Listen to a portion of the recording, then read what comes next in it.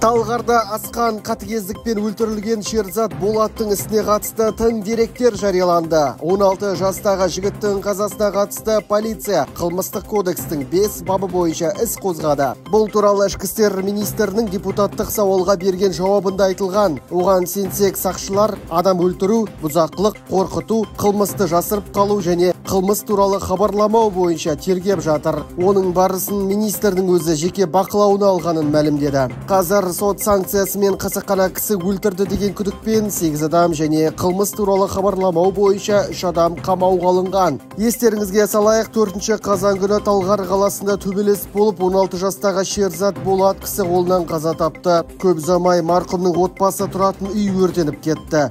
Құқық қорғау органдары бөтеннің мүлкін қасақана өртеу фактісі бойынша қылмыстық іс қозғалғанын хабарлады.